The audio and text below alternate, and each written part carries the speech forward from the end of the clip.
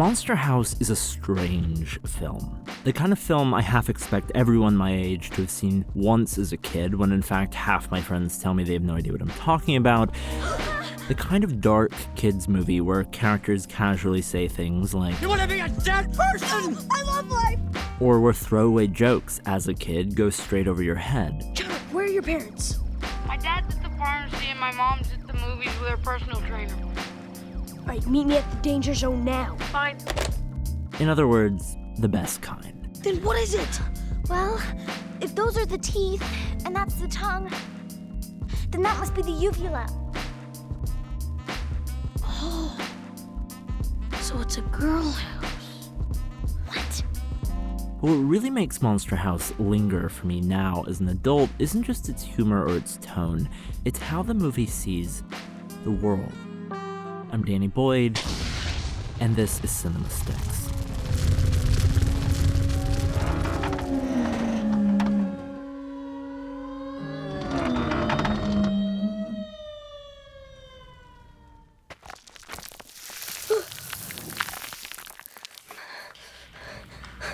Whoa. Like I said, this was a weird movie. But if things get out of hand... We'll aim for Bigfoot. That's loaded! Somehow, director Gil Keenan, directorial feature film debut, got literally everyone he asked for. Steve Buscemi. You were in my house! Maggie Gyllenhaal and Catherine O'Hara. It's Z. His voice sounds funny. Jason Lee. My awesome guy. John Heder, fresh off Napoleon Dynamite. Calm down, you make me want to throw up in some tinfoil and eat it. Kevin James. All right, kids, this better be good. I was in the forest wrestling with a bear claw when we got the call. And this wasn't just a day or two of voiceover in a booth. This was full-on performance cap. Even Kathleen Turner, who literally mocapped the house, was on board for this movie. Cutting-edge application of a technology, not just mocap, but facial motion capture. And people were genuinely excited by it. You wanna be a dead person? No, I love life! Now, how all this stuff works is a topic in and of itself, but what you end up with is a full digital model of every actor's movements, face and body and voice simultaneously, that can be placed anywhere in the film's world. A world, in the case of Monster House very cleverly, restricted largely to a single residential block, a suburban world that blends the mundane with the fantastic, to create an almost dollhouse aesthetic, where within that dollhouse, every home, every street, every room can be a receptacle for any scene. Any scene can be played and replayed from any angle, and the perspective of real actors, real dynamics, and real performances is no longer bound by physical cameras or real-world limitations. But nor did Monster House restrict itself to the clean, mathematically perfect camera moves that defined a lot of CG films at the time.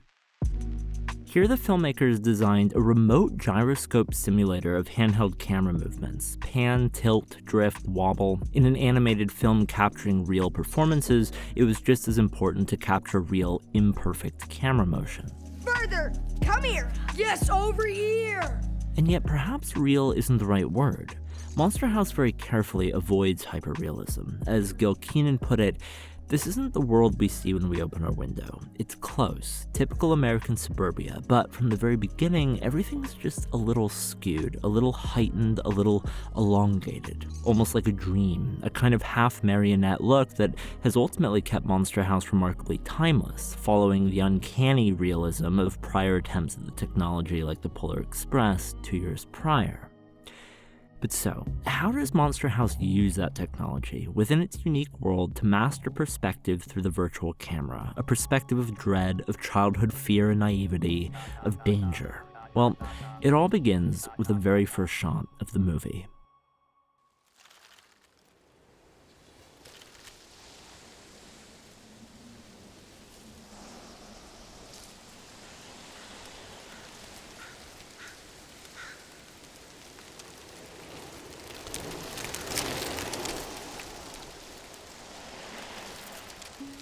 Monster House opens on a falling leaf, impossibly but organically choreographed, like any other character. We follow it drifting to the ground, ominously innocent, until we use it to transfer perspective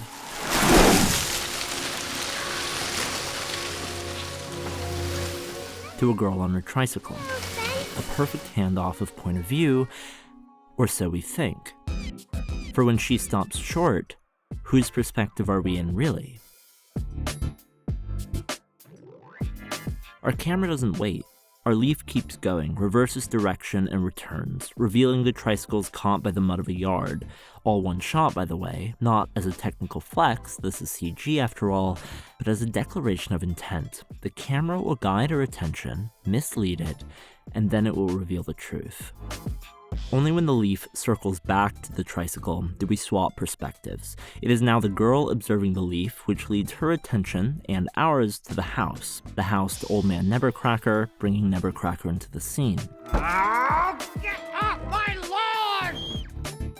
It is then his interaction with the tricycle that serves to shift our perspective once again, from her point of view of him to his point of view of her. And we're now with his perspective walking back to the house, except, are we? As we discover through another impossible use of camera movement, in fact the entire interaction was being observed from the perspective of someone else entirely. Yeah, Mom, I'm coming. Our hero DJ. October 30th.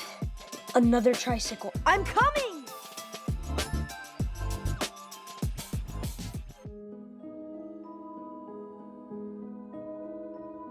CGI filmmaking is a think it and make it happen medium, used here not for spectacle, but for play, for novel ways of telling a story, introducing characters, building out a world. And we're constantly getting these shifts in point of view. DJ and Jenny talking out front, then Chowder's perspective watching them, then them entering his scene.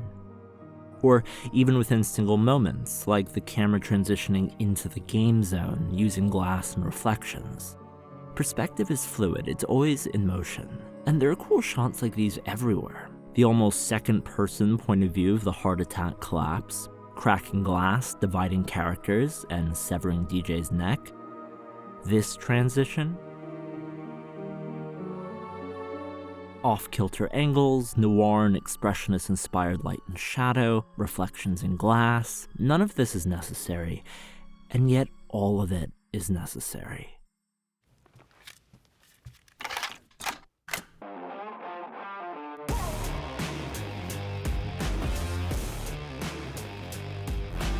This isn't about what CG can do, it's about what filmmakers can do when given a set of tools that they couldn't do otherwise. And it's about doing something awesome when you could otherwise get away with doing nothing at all.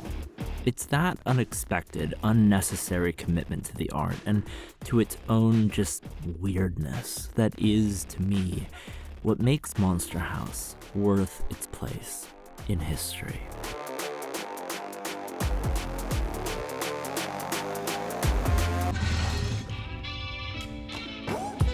But there's something else that makes this movie great, and it rhymes with Steve Buscemi.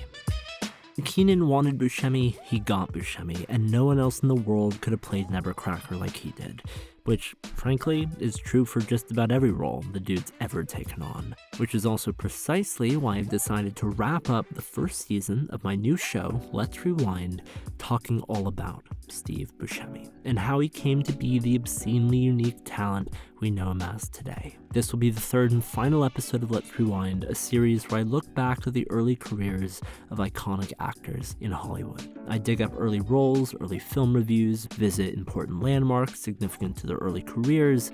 It's really, really fun stuff, and certainly the most ambitious project I've ever produced. And as of right now, all episodes of Let's Rewind are available to stream right now, exclusively over on Nebula. If you don't know what Nebula is amazing. It's a creator-built, creator-owned streaming platform that has no ads, no clutter, and is home not only to Nebula original programming, but also tons and tons more exclusive, extended, and early content from creators you already know, like Thomas Flight, like Stories of Old, The Closer Look, and, well, me. Once again, you can go check out Let's Rewind right now exclusively on Nebula, and if you sign up for Nebula with my code, you can get 50% off a year's subscription, which comes out to just $30 for the whole year. Or you can get $200 off of a lifetime membership at only $300 forever. Just go to go.nebula.tv/CinemaStix or use my QR code. So be sure to check out Let's Rewind, tell me what you think, and as always, I'm Danny Boyd. I hope to see you there.